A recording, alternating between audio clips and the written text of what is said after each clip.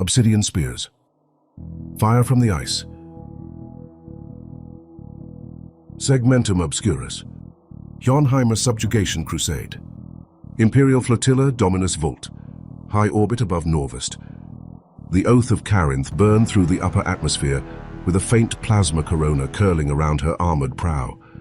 Below, the war-scoured continent of Norvost spread in ash-colored mountain ranges, black rivers, and frozen pine forests cracked open by artillery. The strike cruiser was one of 24 vessels in the Dominus Vult flotilla, dispatched to reinforce the already faltering Jornheimer Crusade, now dragging into its 9th bloody month. Ground forces had pushed in from the equatorial landing zones during the Season of Dark, establishing trenches and siege lines along the Verhast spine. Progress had been steady, painful, predictable. This wave would break the stalemate. Armored spearheads, fresh guard infantry, mechanicus terraformers, and oceans of promethium. The Heretics had no fleet, no orbital weapons, so it was believed. On the bridge, Captain Harvan Rilt had already begun imagining how many weeks this push would take. He'd seen worse campaigns, dirtier. He doubted the planet's polar cults had the strength to hold out much longer. Backward isolationists with scavenged gear and frozen guts. It was the Imperium that held the skies. Until the sky fought back. In the tertiary hangar, Lieutenant Ilya Tarsk sipped weak recaf and watched tech crews move with clockwork efficiency. Valkyries lined the bay, their wings gleaming with atmospheric frost, their bellies heavy with munitions. The hangar's shield shimmered faintly above, offering a glimpse of swirling grey below. Tarsk rubbed the back of his neck. Just another world, he thought. Just another signal net to manage. Get the drop waves clean. Get them boots first into the ice. Vox in, Vox out. His chronometer ticked quietly as the first deployment call came through. Atmospheric conditions stable. Launch protocols clear, initiating descent sequence. Copy that, Oath. Reading clean. Proximity shows no orbital threats. You are green to proceed. Understood. First wave commencing drop. The signal cut. The beam came not from orbit, but from beneath the ice. It erupted from the Iron Fjord, a glacial trench north of the Verhast range. A white lance of energy, narrow as a blade and impossibly fast, tore upward with devastating precision. At its core was light, but wrapped around it pulsed something wrong, a shimmer of warp distortion, a ripple in the very air. Tarsk didn't see it. None of them did. But they felt it. A pressure in the skull, a spike of cold behind the eyes, the sudden absence of sound like the void inhaling. Then the Oath of Carinth died. The lance hit amidships. 6 decks evaporated in a heartbeat. The impact point boiled outward as heat and kinetic force shattered the vessel's spine. It wasn't a clean longitudinal split. It was as if the entire midsection detonated, the bow and stern thrown away from each other like severed limbs. On the hangar deck, Tarsk staggered. The deck buckled beneath his boots. Steel screamed, lights failed. A heartbeat later, the containment field collapsed. Then came fire. Then vacuum. Tarsk didn't fall. He was ripped backward through broken gantries and crumpled fuselage plating. He glimpsed flame, blood, men torn apart mid-shout. He hit a bulkhead, bounced off it, tumbled. Then there were stars. He was ejected through the ruptured bay into the void above Norvost. He didn't die immediately. He felt his breath seize. Blood freeze in his mouth, his lungs imploded, skin cracked in lattices of white frost.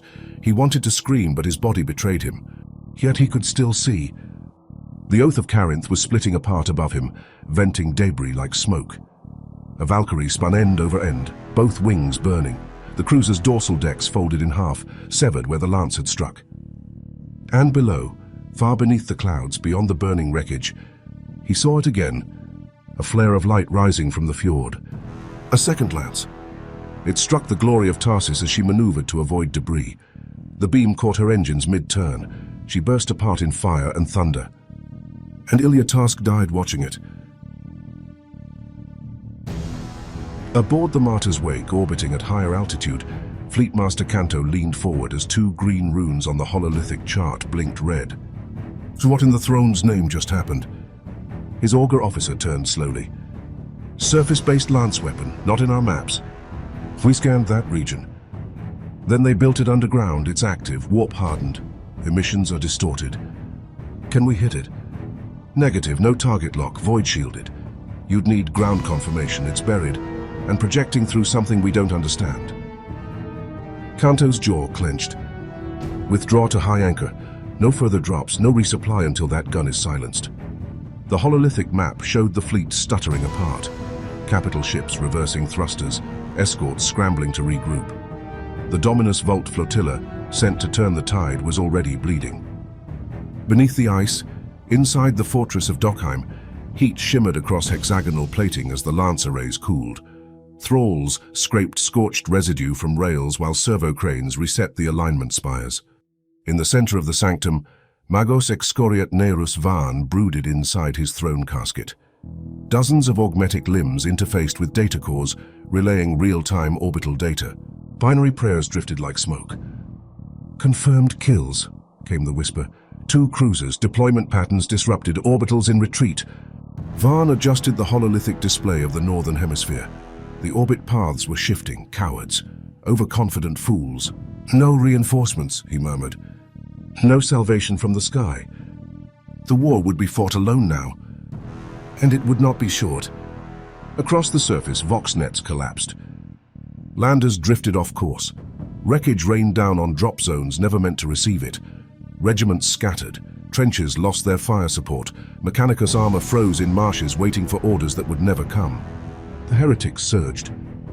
The front buckled, and somewhere beneath Norvost's grey sky, the frozen war began again, this time with no help from above.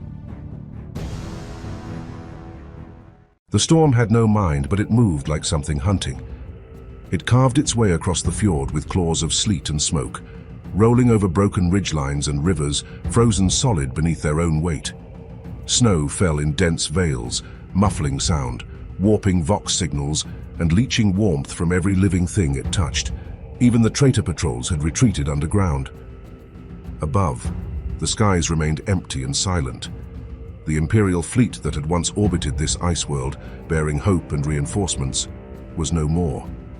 The surface-to-orbit weapon at Dokkheim burned cold white fire into the void, enforcing a blockade that choked all aid from above. No ships would arrive until that gun was silenced, and no ground force could disable it from orbit. But something still moved beneath the ice.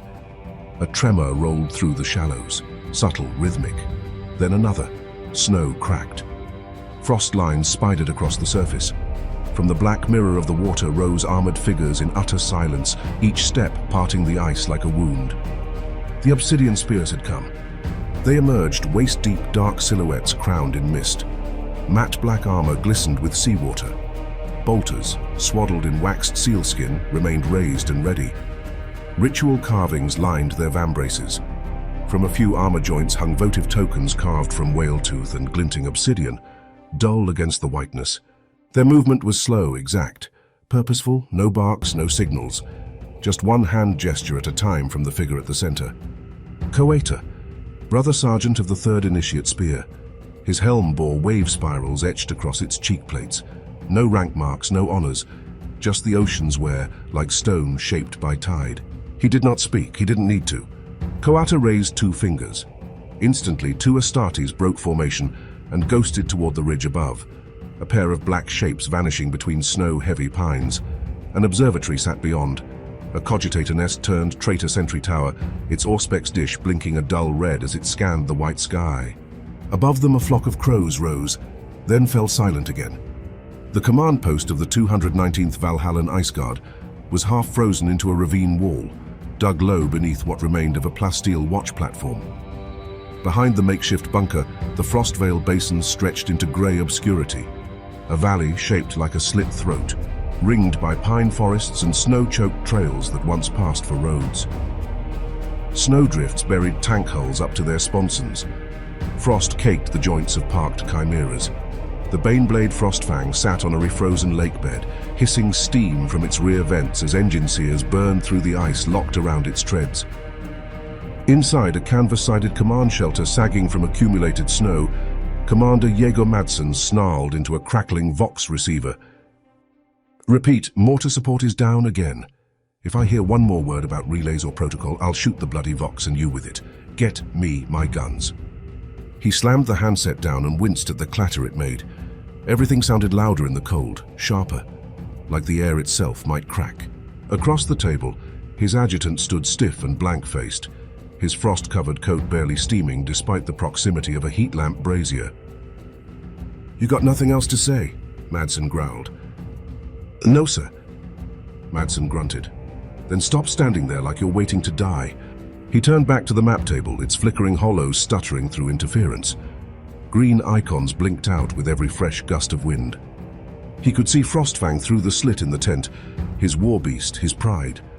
Armor blackened, one barrel bent from a close-range hit, one track frozen solid, still upright, still here. They wouldn't hold another day. It wasn't the sound that warned them. It was the absence of it. The wind stilled. The snow seemed to fall more slowly. Then the perimeter guards began to shift uneasily, calling out sightings of movement. First on the ridges, then at the tree line. No alarms, no incoming fire. And then came the murmurs, low, repeating, disbelieving. "Astartes." The word passed like a flame along a fuse. Coata and his brothers entered the camp without challenge. They stepped between guard towers before the sentries even spotted them, moving without haste. The wind pressed against them, but none slowed. Snow clung to their armor in sheets. A few of the Valhallans instinctively raised their rifles. None of them fired. Coata stopped a dozen paces from the command trench. His presence was not announced, no greetings offered. Madsen stepped forward from the sandbag lip, arms folded tight to keep the heat close to his body. The man had seen enough battles to know Astartes when he saw them. But these? These weren't the parade ground sort. There was salt dried on their boots, faint marks on their chest plates from pressure depths. One of them held a dagger, not in a scabbard, but sheathed in a length of coiled net. Coata's helm tilted slightly, not deferent, not aggressive, assessing. "You're the Spears?" Madsen asked. No answer. The Marine didn't so much as flinch. "Guess that's a yes." Madsen let the silence sit. It had weight to it, purpose. Coata reached to his belt and placed a token onto the map table. A bone disc, wet with melted snow, etched with curling runes. It smelled faintly of seawater and scorched oil. "What's this?" Madsen asked, narrowing his eyes. Coata's helm turned toward the south ridge. The rasp of a voice finally escaped his rebreather. Low, flat. "Heretic observation post. Preparing to shell your position, it's cleared." Madsen blinked. "You cleared it? Since when?" Coata did not answer. Instead, he pointed to 3 locations on the holomap. A road choked by mines, a kill zone set into the tree line, and the mouth of the ravine leading deeper into enemy territory. "We go. You move by dusk." With that, he turned and walked away. His warriors followed. They said nothing more. Madsen stared after them. For a long moment, all he could hear was the wind starting up again, clawing at the tent canvas. His adjutant shifted beside him. "Sir, what do we do?" Madsen pulled a flask from his coat, uncapped it with numb fingers and took a swig. He exhaled frost. "We let them do whatever it is they came here to do." He watched the silhouettes vanish back into the snow. "And we make damn sure we're ready when they're done." That night the wind changed. It blew down from the ridge in thick pulses, carrying with it the scent of burning resin and meat. Not firestorm, controlled, surgical, the kind of flame used to cauterize wounds. Scouts returned with shaken reports. The tree line to the west was ablaze, selectively. Enemy dugouts, sniper nests, hidden Vox repeaters, all neutralized with uncanny precision. Madsen paced the edge of camp, coat clutched tight, watching the shadows flicker beyond the frost. His Vox crackled. No gunfire, no screams. The Obsidian Spears didn't kill like other Astartes. There were no roars, no battle hymns, only shapes in the dark. The enemy had no time to rally, no warning. Some of the enemy had once worn Valhallan uniforms. Madsen had seen the enemy dead up close. Pale skin blistered by cold, mouths stitched with prayer wire, eyes burnt out from inside. Somewhere along the line, they'd stopped being human. At dawn, the ridgeline was clear. Smoke curled from burnt dugouts. The pines beyond stood blackened and skeletal. No mines, no traps, no survivors. A single obsidian shard had been driven into the road where the ambush used to be. It gleamed faintly in the sunrise. The obsidian shard glistened faintly in the dawn's pale light, its jagged edges casting long, fractured shadows upon the snow-crusted earth. It was a silent sigil, carved from abyssal stone and left where the dead had been claimed, a mark not of conquest but of passage. Madsen knelt beside it, fingers steady despite the biting cold. His breath rose in slow clouds, but the chill was no stranger here. Years of campaigning across frostbitten worlds had toughened his flesh and spirit alike. The Valhallans did not flinch at winter's wrath. It was as much a foe as the heretics they hunted. "They clear the way," Madsen murmured, voice low but certain, "and we follow." Around him, the camp stirred with grim determination.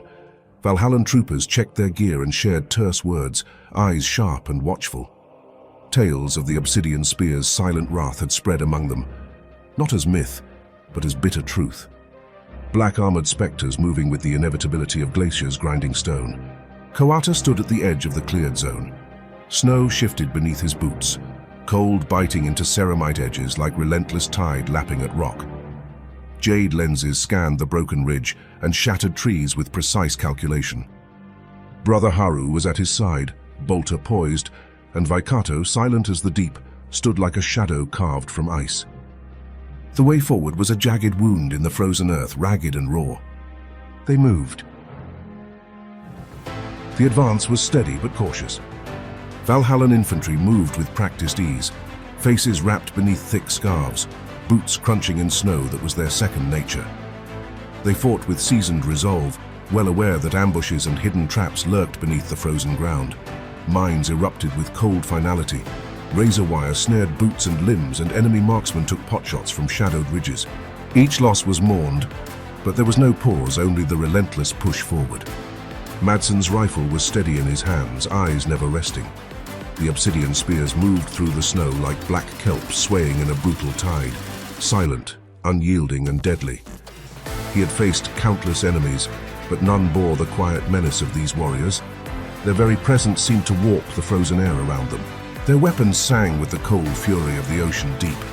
Their movements followed an ancient liturgy of war. By midday, the vanguard reached the mouth of the ravine. The narrow pass was flanked by cliffs jagged as broken bone, funneling all who passed into a killing ground. Madsen studied the holomap one last time. A terse nod confirmed the orders. "Hold the line here, keep steady. Let the spears root out the heart of the enemy's lair." No words came back, but Coata's subtle tilt of his helm was enough. Coata stepped forward, power sword unlit but ready, bolter raised with unwavering calm. Brother Haru and Vaikato flanked him, shadows among skeletal pines, their ceramite muffled against the snow's heavy hush. With that first step into the ravine, the world seemed to draw its breath. Inside, the cold deepened into a heavy silence. The wind's howl was swallowed beneath towering cliffs, replaced by the faint creak of ice under pressure and the crunch of snow beneath heavy armor. Figures stirred in foxholes, eyes burning with desperate hatred.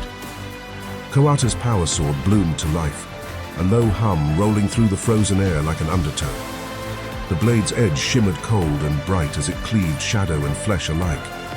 Bolter fire cracked sharply, precise and deadly. Vaikato moved like a spectre of the deep, each strike swift, silent and absolute. Above the ravine, Captain Brander's voice came steady over the box. "Keep pressure on the line, suppress every position, no mercy." The Baneblade's cannon roared, a thunderclap of war that shattered enemy barricades and sent frozen earth tumbling down the cliffsides. The battle unfolded like the ravine itself, twisted and relentless. The spears moved with grim intent, each strike exact and purposeful. Their ceramite bore fresh scars, shards of ice and blood mingling on polished matte black. The enemy fought with feral desperation, lunging in snarling waves. Yet the spears met them with unyielding precision. Outside the ravine, Valhallan squads fought hard. Ambushes sprang suddenly, leaving squads scrambling through tangled wire and shrapnel-scarred earth. Mines erupted beneath boots and tracks, sending men and vehicles hurtling in blasts of snow and blood. Each skirmish tested their endurance and grit. Madsen took cover behind a shattered pine as tracer fire stitched the air above. "Keep moving," he barked. "Push through the traps." Despite the cold and carnage, the Valhallans pressed on. their bond forged by shared hardship and unyielding duty. In the chaos, time fractured. Seconds warped into an endless moment of survival. The sharp whistle of a mine detonating nearby shook Madsen's senses, ringing in his ears long after the blast faded. He blinked against the sting of cold and grit, heart pounding a savage rhythm in his chest. A heretic screamed as it fell from a hidden ledge, only to be met with a bolter's bark from Brother Haru. Fikato's blade was a blur in the gloom, silencing another foe before it could scream. Back at the ravine's mouth, Brander's voice rose, calm but commanding. "Clear those nests, on my mark, push forward." The Frostfang fired its last volleys, leveling a fortified trench with a blast that shook the mountain and sent clouds of snow and smoke into the pale sky. Valhallan infantry surged into the breach, rifles raised, faces grim but unbowed. Kawata re-emerged alone from the ravine, the air around him thick with the scent of burnt resin and frozen blood. He paused, briefly absorbing the sight before him, the jagged silhouette of Dokkheim, a fortress carved from darkness and stone, looming like a titan guarding the frozen edge of the world. A single fleeting image flashed through his mind, icy waves crashing against black cliffs, then was gone, swallowed by the silence. He inclined his helm slightly to the waiting warriors, an unspoken assurance that the path lay open. "We have shattered their backbone, now we rip them apart. Tomorrow we take Dokkheim." The cold would not relent, nor would the war. And the Obsidian Spears, the frozen tide, would break it. The sky was a slate of ash and fire. Smoke curled into the grey above Frostvale Basin, where the 219th Valhallan Ice Guard was locked in a storm of steel and attrition. The battle for Dokkheim's outer approaches had begun hours before dawn, and the fight had settled into a relentless grind, a meat storm churning across a mile-wide front beneath the mountain fortress's shadow. Sergeant Anya Korsunov's voice was hoarse from shouting over artillery barrages and the roar of tracked engines. Her company, battered and frostbitten, was dug into the tree line at the edge of no man's land, their greatcoats stiff with frozen blood, their weapons rimed with ice. This was not a skirmish, this was war. Fire raked the treetops above as the enemy opened up from the forward bastions, emplaced heavy bolters chewing apart branches and flesh alike. The traitors knew the ground well. They had fortified every rise, every ravine, every approach lane with lastrap pits, mines and crumbling rock walls turned into bunkers. The Valhallans had no option but to advance into it. Resupply from orbit was impossible. Reinforcements were pinned in low atmosphere, or worse, reduced to ash by the fortress's unseen lance battery. If Dokkheim did not fall, the entire crusade would bleed out in the snow. "Third wave, go!" Korsunov bellowed. Men surged from the tree line, leaping over churned earth and shattered armor wrecks, advancing under the cover of basilisk barrages howling overhead. Some made it 20 meters before they were cut down. Others dropped into frozen shell craters, firing upward at bunkers barely visible through the smoke. It was like charging through a frozen meat grinder, every gain temporary, every foothold slippery with blood and ice. Korsunov ducked as a round shattered the rock above her, showering her with frost and splinters. She crawled forward, teeth gritted, ears ringing. A Vox officer slumped beside her, helmet cracked open. She didn't stop to check for breath. There was no time. The forward slope had become a trenchless killing ground. Open snow broken only by stumps, rock and corpses. But her troopers kept moving. Valhallans were bred to endure the worst the galaxy could offer, and this surely was near the bottom of that well. Behind her, the Frostfang roared to life, the Baneblade's engine belching fire as it carved a path forward. Its main gun hammered a bunker to fragments in a gout of black smoke and snow, clearing a route for Korsunov's reserves. Its machine spirit howled like a cornered beast, coaxed forward by its crew who knew the advance would end in a firefight at point-blank range. "5th and 6th squads, move up with Frostfang," she ordered into her frozen Vox link. "Suppress the eastern nest. Get those bastards' heads down." She caught a glimpse of enemy figures atop the forward parapet, ragged, shrouded in frost-faded uniforms that had once borne the double-headed Aquila. Their faces were gaunt, eyes glowing with unnatural light, mouths blackened with the stain of warp corruption. Las fire cracked around them, and for a moment they recoiled. One slumped backward with half a head missing. Another screamed and vanished in a burst of promethium, as a flamer team reached the first snow trench. There was no time to celebrate. The mountain above shook. A thunderclap cracked across the basin, not from artillery but from something stranger. A tremor rolled down from the cliffs, carrying with it dust, snow, and a deep groaning of old stone under strain. Korsunov looked up instinctively, but there was nothing. No visible change, no detonation. Just the deep, aching sense that something massive had moved beyond the veil of the storm. That something was climbing the cliff. On the far side of the fortress, where the enemy's attention lay thin, 30 figures rose like ghosts from the frost-shrouded slope. The Obsidian Spears moved without words, armor slick with frost, climbing hand over hand up the raw rock face with inhuman grace. Each gauntlet found its place as though the mountain itself made room for them. The air grew thinner.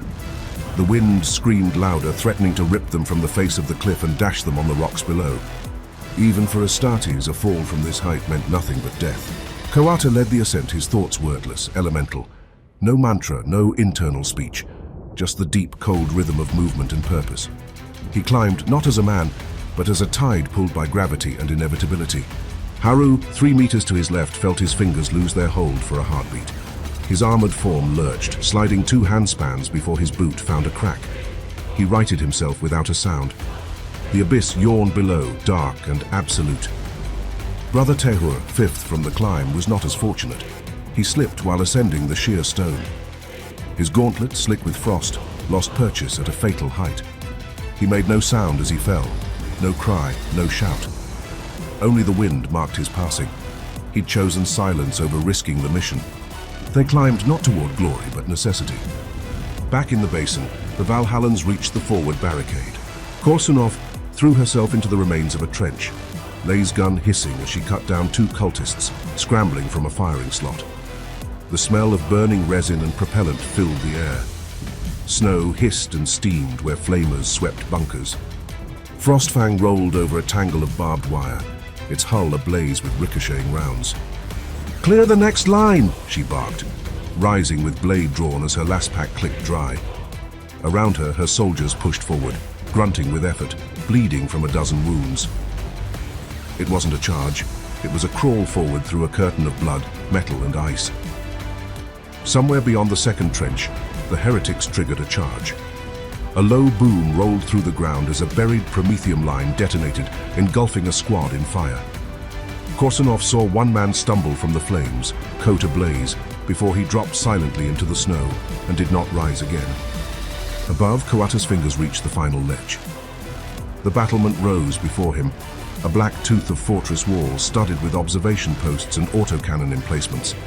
Enemy voices echoed in the wind, distorted and faint. The spears halted for a heartbeat, 30 armored forms poised like sharks beneath the surface. Coata turned his helm slightly, a gesture barely perceptible, and the climb resumed. The enemy emplacement erupted into flame just ahead of Korsunov's position, the detonation sending a mangled turret cartwheeling across the trench line. It landed in the snow with a sickening crunch, kicking up a plume of ash and red steam. She didn't pause to look. There was no time. Her boots thudded through the slush and churned mud.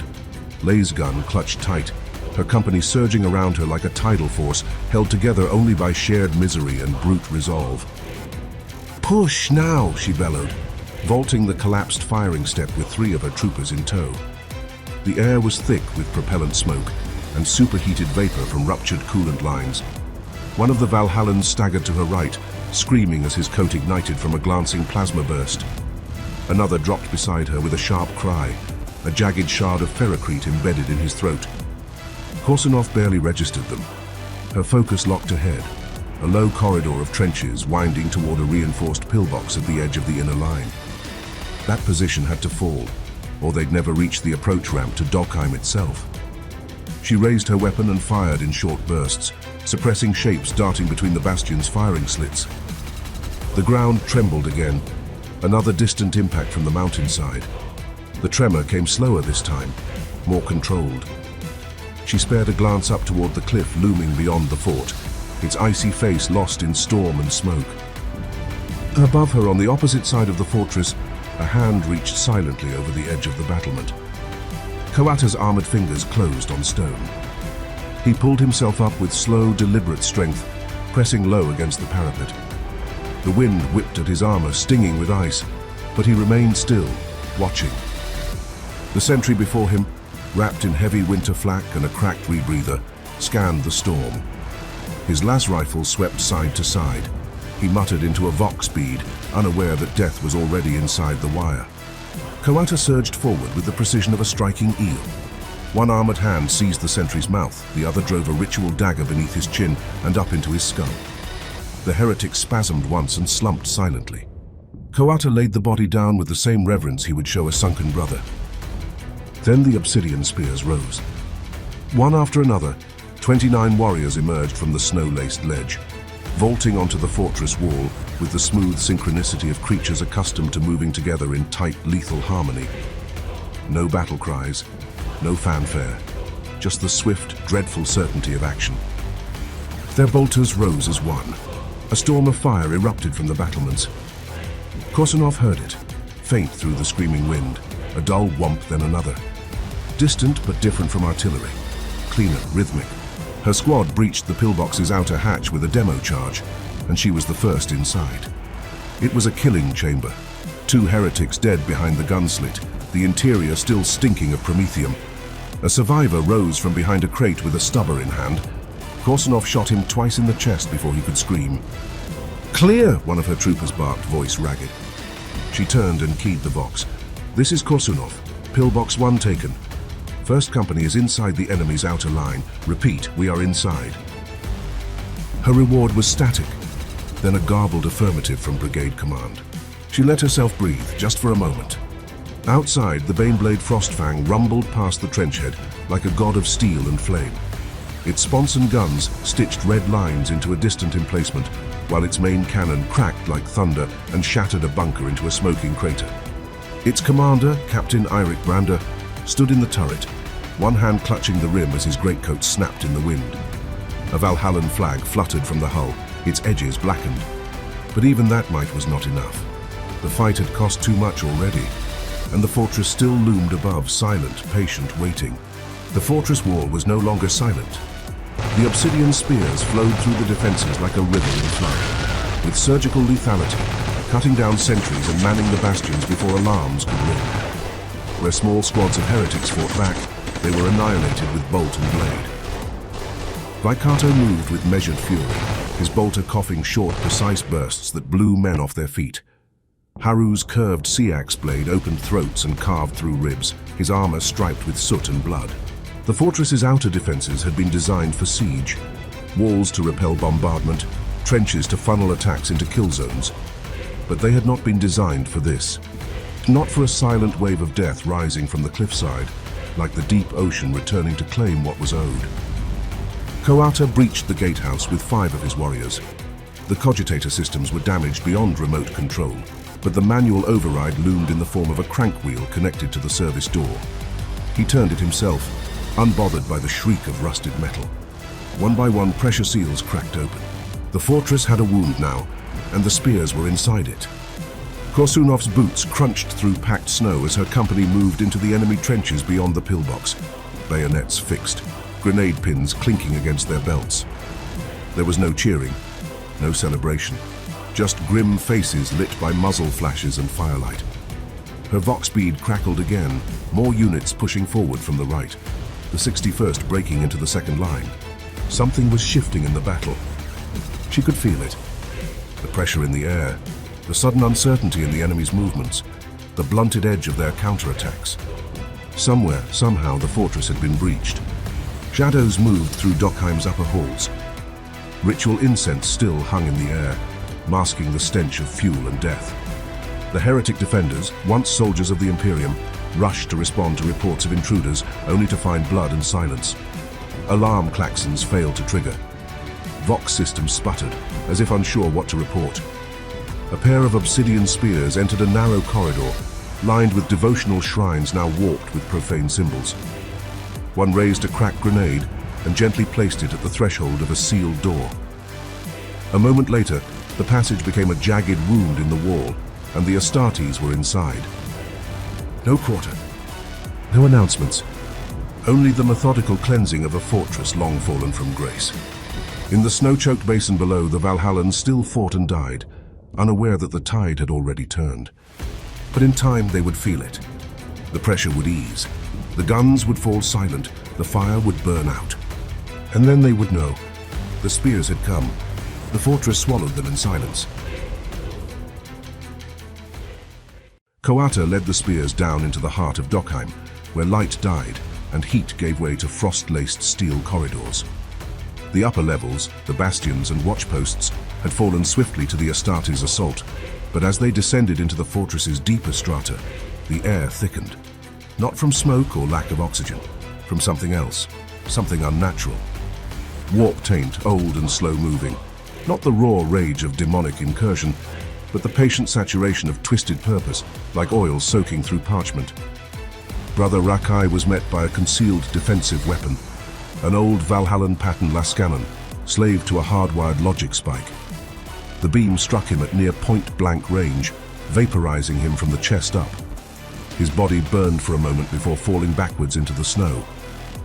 28 now advanced through the breach. Haru moved on Coata's right flank, eyes tracking the darkness ahead with practiced calm. The corridor widened into a chamber of bronze decking and fiberloam cabling.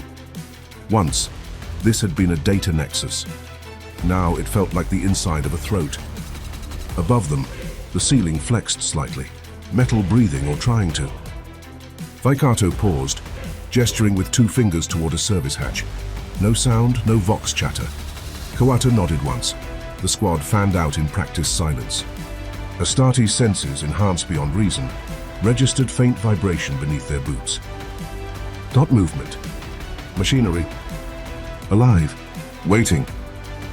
They found the first body near the transept, a dead tech priest crucified to a wall with its own mechadendrites, eyes still twitching in a ruined face. Scorched black, the thing's vox implant still pulsed with static, uttering nonsense liturgies on loop. Coata watched for a moment, then moved on. They passed racks of dormant servitors. Most were cold and still. One twitched as they passed, its voice box rasping, "The rite is incomplete, the flesh must kneel." Tama, a heavy-set warrior wielding a meltagun, incinerated it without breaking stride. The deeper they went, the less Dokkheim resembled a fortress and more a shrine. Steel converted to sanctum, cogitator hubs reshaped into altars. Incense stains lined the ventilation ducts. Auspex readings fluctuated, no consistent signals. But something was below, something vast. At the next bulkhead, the spear second from rear guard stumbled. His name was Rakoa, and he was strong even for their kind. He had stopped moving. Coata turned, just in time to see Rakoa's limbs seize. His helm tilted back, voxing a short, stuttering burst of binary. Then his armor locked, twitching like a puppet held on jagged strings. He shuddered once and screamed. It was not a human sound.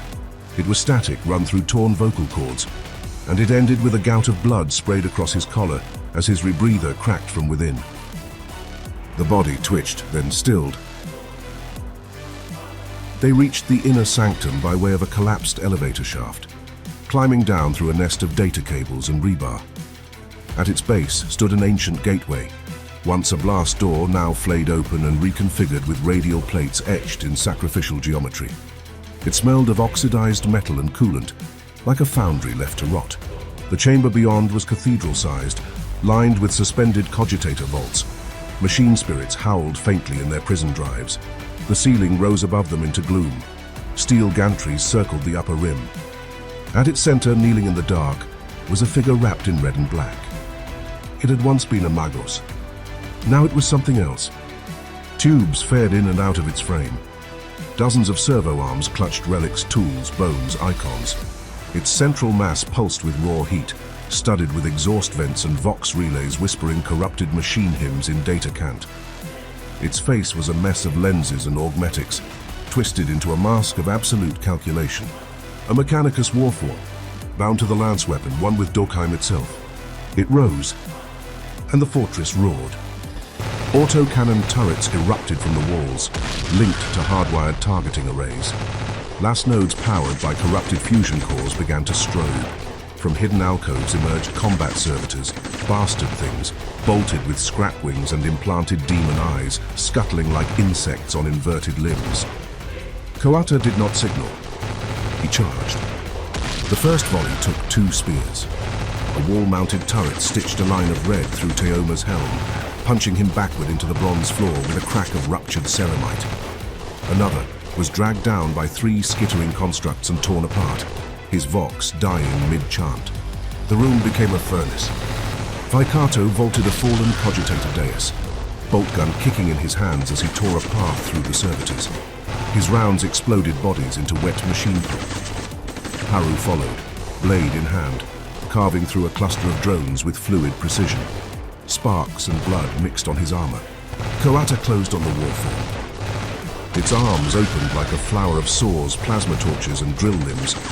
It fired a stream of digitized shrieking from its Vox unit, laced with warp speech. Half the squad staggered.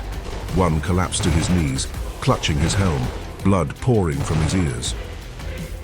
Coata hurled a crack grenade, caught mid-air by a gravlash and redirected into the ceiling. The Magos moved impossibly fast for its size. Then Tama struck. The melter gun flared. White fire consumed one flank of the warform, slagging augmetic limbs in a burst of boiling metal and screaming steel. The Magos reeled, but did not fall. From its chest, a rotary cannon deployed. Tama had just enough time to turn. He was hit twice. The rounds blew off his right arm and half his torso. He fell without a sound. Coata was already moving. He closed the gap in 3 strides, shoulder charging into the warform with the weight of centuries.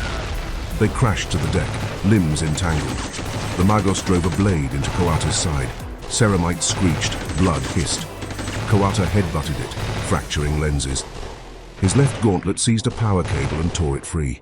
Sparks danced. Then Haru was there, his sea-axe finding the joint behind the Magos' primary neck socket. The machine screamed and died. The fortress shuddered. Silence returned in stages. Smoke drifted in the cold air, filtered through the vents. The remaining spears stood over broken drones and ruptured machinery, weapons still raised. Coata stood in silence, wounded but unbent.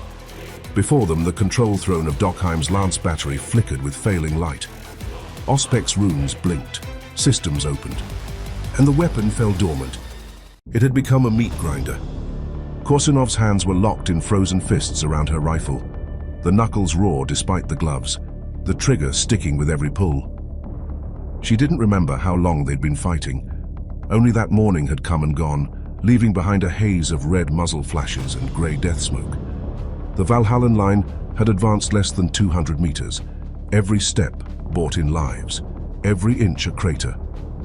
The last 10 men in her platoon were spread out across the ruined shell of what used to be a substation. The roof had collapsed under artillery the day before, but its ferrocrete guts still gave some cover. Behind them, 2 companies of the 219th were locked in brutal trench-clearing work, digging out entrenched heretics who'd fortified the valley's neck like a bottleneck of barbed wire and fire. It wasn't a rout, it was deliberate slaughter. Korsunov saw it now, and Madsen knew it too. The commander was somewhere behind, near Frostfang and the field guns, still ordering pushes through the central gulch, despite the losses, not out of madness, not stupidity, but because it had to be done. This was never the real attack. They were the bait. Korsunov spat, lips cracked from the cold. More movement, left flank, she called. Enemy silhouettes darted behind a cluster of iced-over barricades. Return fire lit the snow, last rounds flashing through sleet. Korsunov squeezed her trigger. The charge flickered, weak. She slammed the side of her rifle, cursed, and dropped behind cover to change the cell. That was her 3rd today. It was supposed to be the final push. Break the trench network, crack the western gate of Dokkheim, and let the heavy armor roll in. But the heretics had known they were coming. They dug deep, built layered positions, set overlapping fields of fire. And more than once, Valhallan squads had vanished under sudden ambushes. Demolition traps, suicide charges, sniper nests buried in the ice. Now Korsunov watched as a squad to the left vanished under a barrage of autocannon fire, their chimera bursting apart like a tin toy. Screams fire snow stained black and red. Still they pushed. A flare went up over the tree line, green and short-lived. A withdrawal signal. That meant command wanted them to fall back to the second line, regroup, resupply. Korsunov shouted it to her men. Back, second line, go. They began to move, but then something changed. The enemy, pinned in their positions for hours, had begun to turn. At first it was small, a shift in weight, a hesitation in their fire. One gunner stopped shooting entirely, turning to shout something to his rear, then another. And then, like a tide reversing, half the entrenched heretics broke contact. They weren't running, they were repositioning. "Why the hell are they?" one of the Valhallans muttered, staring over the parapet. A new sound echoed over the battlefield. It wasn't artillery. It was thunder, the deep rhythmic kind, too slow for gunfire, too heavy for tanks. Korsunov stood to look against every instinct honed by war, and saw them. A line of matte black figures emerging from the southern gate of Dokkheim, silent as ghosts, soaked in ash and blood, weapons still raised. No banners, no cries, just the glint of obsidian and the clatter of war gear. The Obsidian Spears had come back from the dark.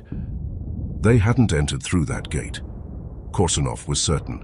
The spears had vanished into the mountains 2 nights ago, swallowed by snow and distance. Rumors said they were headed for a breach in the northern wall. No one had expected to see them again. But now they were inside the fortress, and the heretics had realized it too late. A plasma bolt tore through the shoulder of a screaming cultist, spinning him into the snow. Another exploded as bolter fire hit his chest, detonations ripping apart flesh and armor. One by one, the defenders in the trench system pivoted to face the new threat. The spears didn't charge, they didn't roar, they simply advanced. Precision shots, blades drawn only when the range closed, fire and silence hand in hand. A half-dozen heretics tried to flee west. A frag grenade landed among them. Whether Imperial or Astartes, Korsunov never knew. She only saw limbs scatter and smoke bloom. More spears followed. Not many, maybe 20, 25, but their arrival was like a second front opening within the enemy's ribs. Korsunov saw one of them fall, his pauldron blown open by a plasma burst. Another was knocked back by a heavy bolter, but they kept coming, stepping over the dead like they were nothing more than stones in a tide pool. "They breached from the inside," someone whispered behind her. "They broke through." And now Dokkheim was caught between 2 fires. Korsunov glanced at her rifle, still half-charged. She looked at the wounded Valhallans around him, half of them bleeding, all of them exhausted. But their enemy had begun to collapse. "Fix bayonets," she muttered, more to herself than anyone else. Then louder. "Fix bayonets, forward for the Emperor." Dokkheim was burning. The southern curtain wall lay in ruins, half collapsed from within by detonations, and from without by relentless bombardment. Fires clung to the old fortress like parasites, flickering through shattered vents and exposed ferrocrete arteries. Black smoke rose in greasy columns that fouled the sky, only barely held in check by the wind sweeping down from the ridge. The heretics had broken. In the final hours of the siege, they had fought like cornered beasts, snipers in the rafters, fanatics with melter charges flinging themselves into Imperial tanks, corrupted servitors refusing to die even after being torn in half. But they had broken. From the northern glacis to the sundered main gate, they had tried to flee, only to find their escape cut off. The Obsidian Spears had emerged from the fortress behind them. Coata's warriors had given no quarter, hunting the fleeing cultists down in silence. The final massacre had lasted mere minutes, a butchery under iron skies. When it ended, the snow was churned red with ash and blood.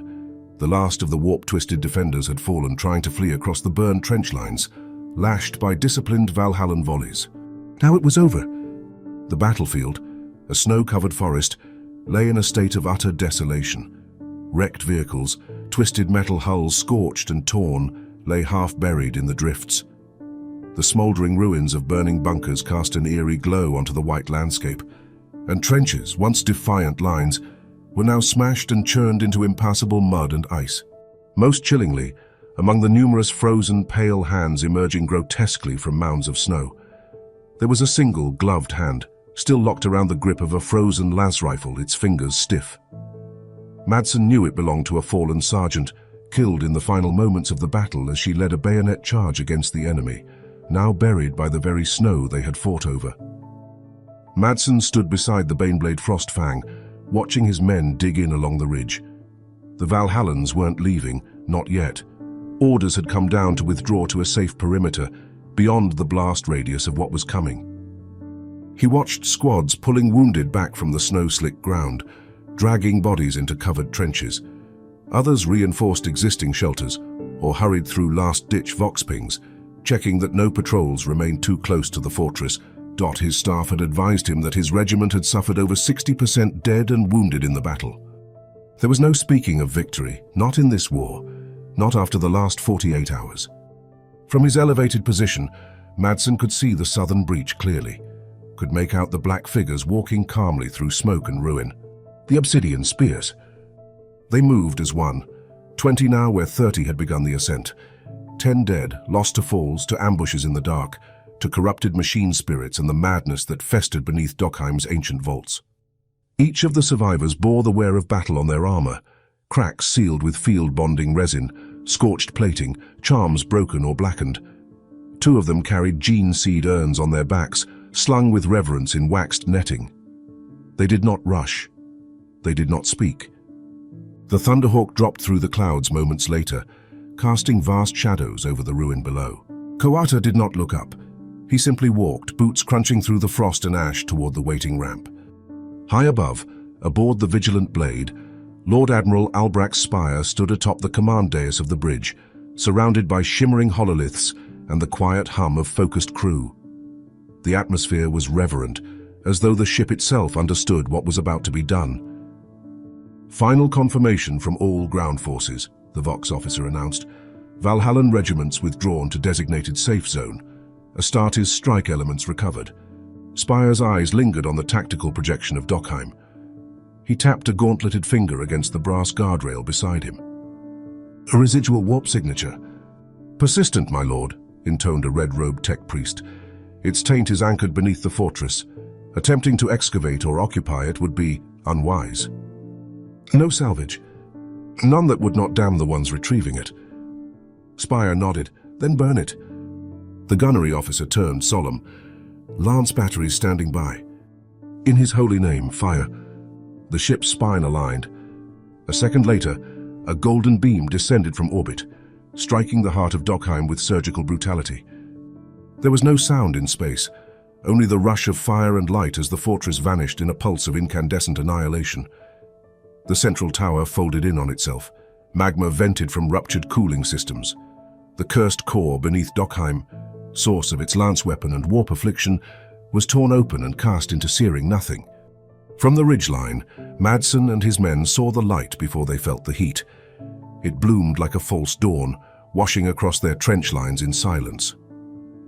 Even at this distance, the air turned sharp with static, and snow melted in wide circles where the heat brushed the ground. Madsen didn't flinch. He simply watched, jaw tight as the cursed fortress was unmade. Some of his men made the sign of the Aquila. Others turned away. None spoke. Kawota stood inside the Thunderhawk's rear bay as it rose above the storm. The Obsidian Spears were silent, heads bowed, their reliquary urns fastened tight against the vibrating hull. He did not speak, but he watched as the light from the lance strike spilled through the cockpit hatch, painting the inside of the transport gold. There was no satisfaction in it, only duty fulfilled. The Norvost Crusade did not end with Dokkheim, but it changed. With the fortress destroyed and the lance weapon silenced, the fleet above could at last make orbit. Reinforcements landed across 3 fronts. New guard regiments took up positions in the Frostvale Basin. Titans strode from landing cradles into the blizzards, and supply lines surged back to life. Where there had once been only attrition and rot, now the Imperium could strike again. And in the night before every fresh offensive, stories were told in low voices, of giants in black armor who climbed cliffs by hand and vanished into the fire, who walked from the ruins without speaking, and left only silence behind them.